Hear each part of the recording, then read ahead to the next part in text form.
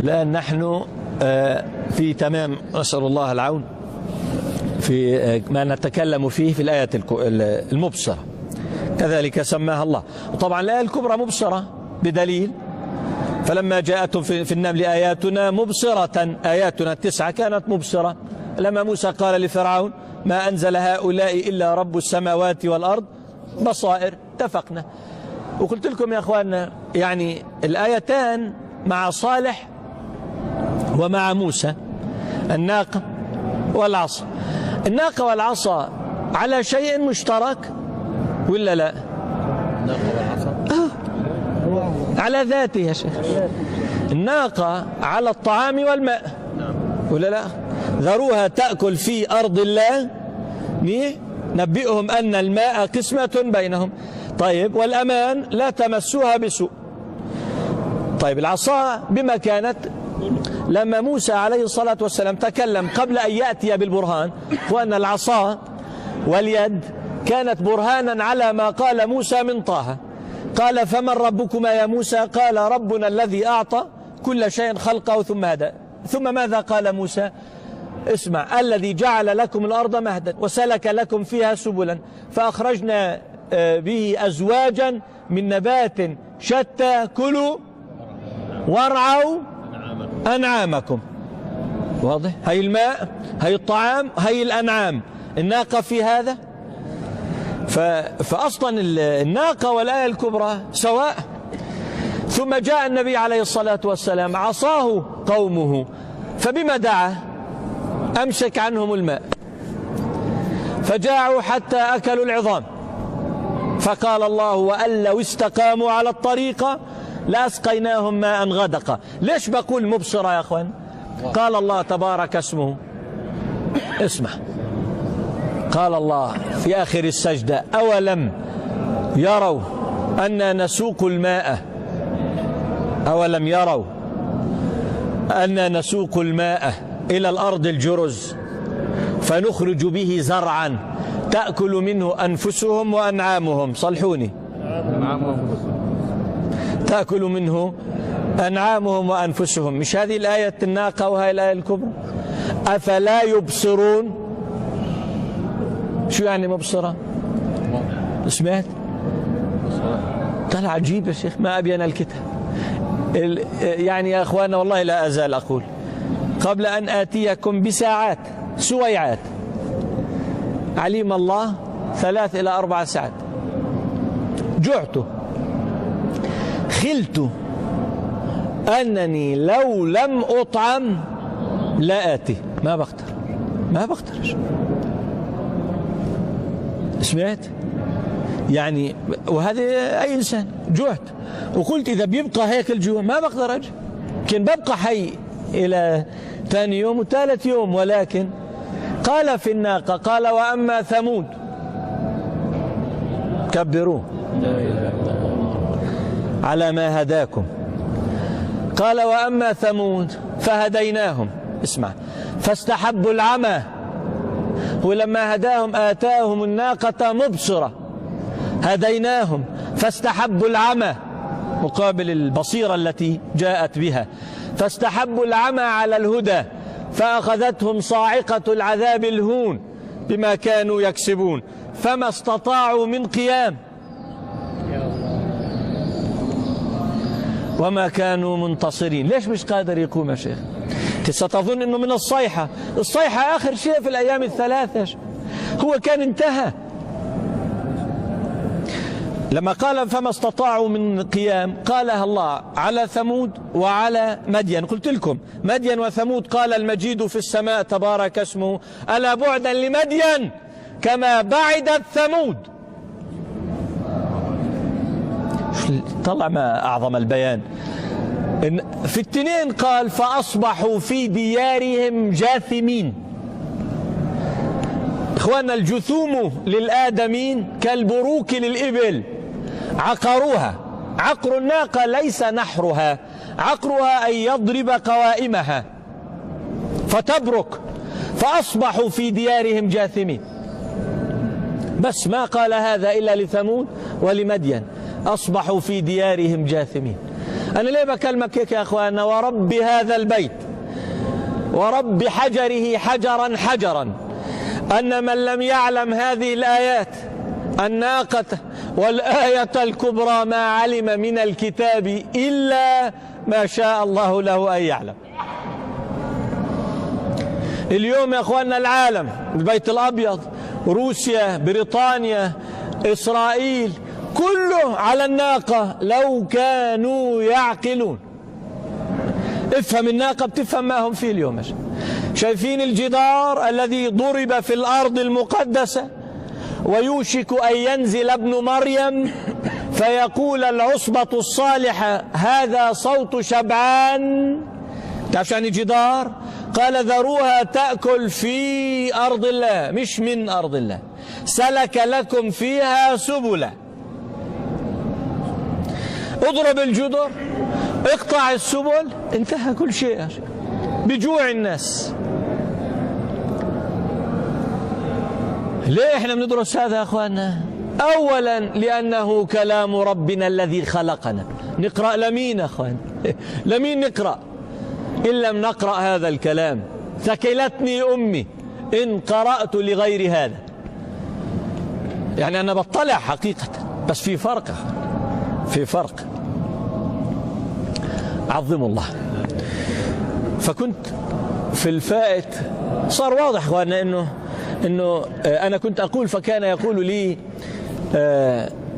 يعني ائذنوا لي واعذروني، لأنه هذه من تراكيب العصر، يعني لولا العصر ما قلت هذا التركيب. فقالوا لي الشبيحة. شو بدنا في هذا يا شيخ انت؟ يعني هذا شو بفيد؟ طبعا الشبيحة هون الفرق والمشايخ اللي اتقال. طب شو أقرأ شبيح؟ شو بده يعني أقرأ يا شيخ؟ تعرف سقط الكلام، بده إياك تقرأ كما قال مازن سرساوي.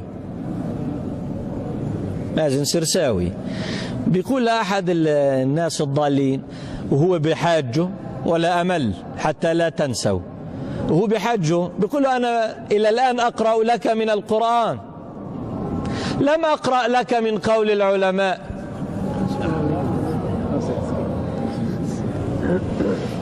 بيقولوا عنه بسموه باسم عالم، بيقولوا عنه الصغير، هو بهذه أصغر من الصغار، نسأل الله العافية. بئس ما قالوا وبئس ما عملوا وبئس ما هم عليه. فليه احنا على هذا؟ طلع استبان الأمر، استبان الأمر. الدجال قال عليه الصلاة والسلام ما خلق الله فتنة منذ خلق الأرض أعظم ولا أكبر من فتنة الدجال. ما خلق فتنة إلا لفتنة الدجال. اسمع، لما يأتي الدجال يرد كل منهل ماء، يرد كل منهل ماء، فلا يبقي للمسلمين إلا يعني نزرة بإذن الله. هذا يشبه شيئا يا أخواننا من الكتاب. مش هذا هو؟ معه جبل من خبز ولحم ونهر، ذروها تأكل في أرض الله، نبئهم أن الماء قسمة بينهم. حدثنا نبينا عليه الصلاة والسلام عن رجل يأتي في العصر الغابر قبل ابن مريم، قال اسمع، النبي يريد أن يقول لنا إن الله راض عنه، قال يسقيه الغيث، غضبان فلا تشرب. لو كانت الدنيا تساوي عند الله جناح بعوضة ما سقى منها كافرا شربة ماء. هذا الماء بيشبه الآية المبصرة أخوانا، نبين أخوانا، اتفقنا. درس الفائت انتهينا وكنا نقرأ من سورة الحجر، وانتبهنا أنه ما معنى حجرة، تذكروا، وهذه موجودة في دروس قديمة مفصلة. مرة كنت أكلمكم على حجرة،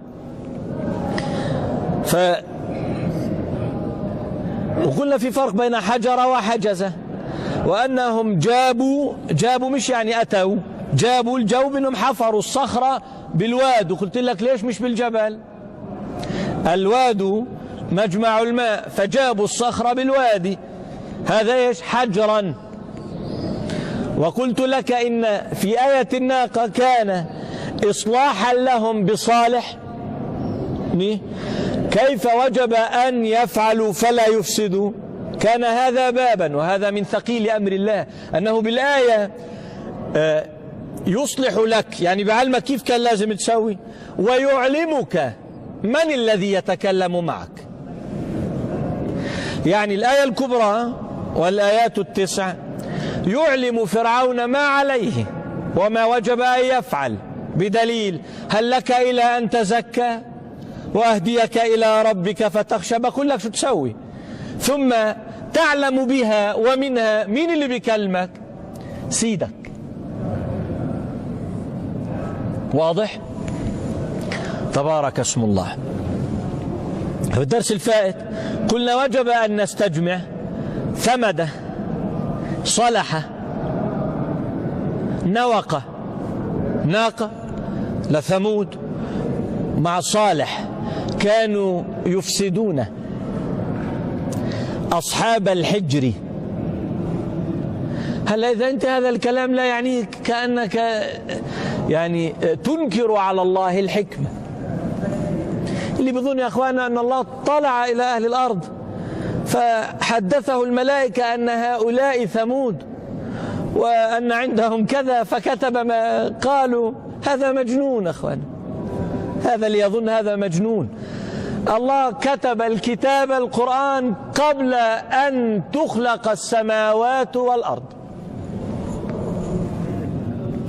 كتب كتابا عنده، هذا حديث صحيح، قبل أن يخلق السماوات والأرض ب1000 سنة، أنزل منه آيتين ختم بهما البقرة، أنت مولانا فانصرنا على القوم الكافرين، قبل أن يكون آدم والسماوات والأرض. فالثمد وثمود وصالح والناقة هذا كله معلوم. في قبل كم من درس قرأت لكم هل أتاك حديث الغاشية، ليس لهم طعام إلا من ضريع، يعني لما يغضب بطعمه ضريع، هو ما يعني ردم على أهل النار فلم يطعمهم، أطعمهم الضريع. وجوه يومئذ ناعمة لسعيها راضية، اسمع، في جنة عالية لا تسمع فيها لاغية. وين الأكل؟ فيها عين جارية، شوف المي، ما ذكرش الطعام، فيها عين جارية. أفلا ينظرون إلى الإبل؟ أفلا ينظرون إلى السماء؟ أفلا ينظرون إلى الجبال؟ أفلا ينظرون إلى الأرض؟ فذكر إنما أنت مذكر. أنا ليه يا أخوانا بقول هيك؟ ليه بقول هيك؟ يعني بلغني أرسل لي ناس إنه يا شيخ أنت مغضب، والله أنتم المرتاحين مش أنا المغضب، يعني يعرفش يعني على من رضي الله أو على يعني ماذا تقبل. هو ليس هذا يا أخوانا، ليس بهذا. كان عليه الصلاة والسلام إذا خطب كأنما منذر جيش، احمر وجهه واشتد غضبه وعلى صوته، وهو بيتكلم أصحابه، بيكلم أصحابه. يا أخوان أنا أنت الآن أفقت، فلا الكتاب الكتاب ولا النبوة النبوة ولا الدين الدين والحديث لغير الأنبياء.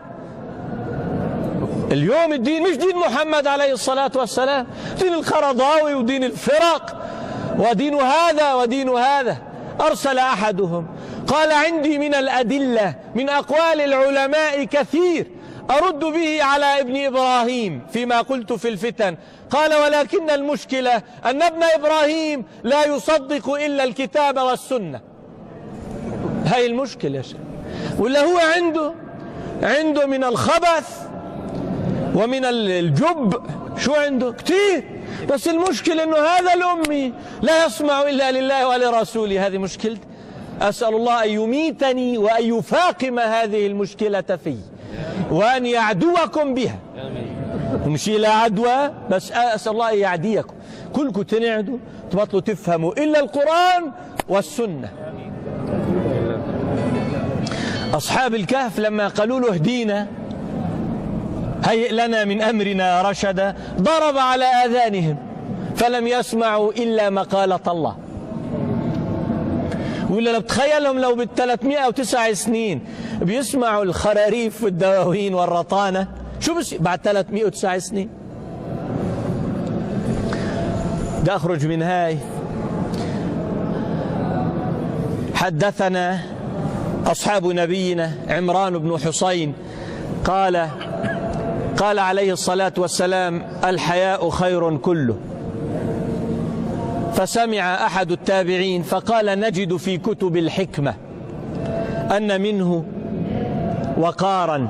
فغضب عمران الأمي. لما غضب؟ قال: أقول لك قال رسول الله وتقول نجد في كتب الحكمة. فهمت يا أخي؟ فهمتوا يا أخوانا؟ لا يلزمكم بعد كلام الله وكلام نبيه وما حمله أصحاب النبي لنا، لا يلزمكم بعد هذا شيء حتى ينزل ابن مريم فتعلمون من جاء بالحق ومن هو في ضلال مبين. الثمد قلة الماء. في الشعراء قال صالح: أتتركون فيما هاهنا آمنين في جنات وعيون. طب هي في عيون، طب ليه قلة الماء؟ من وين؟ اتفقنا. من الذي قلل الماء فأفسد أصلها؟ أيوة، بحجرهم.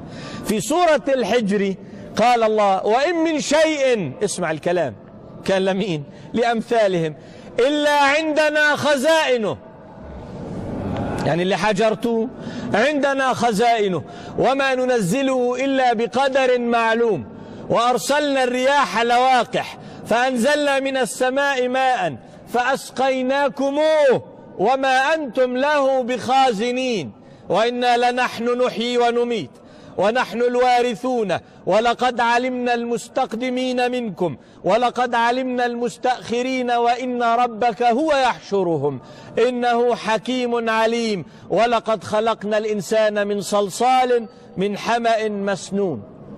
سورة الحجر هون قال صلصال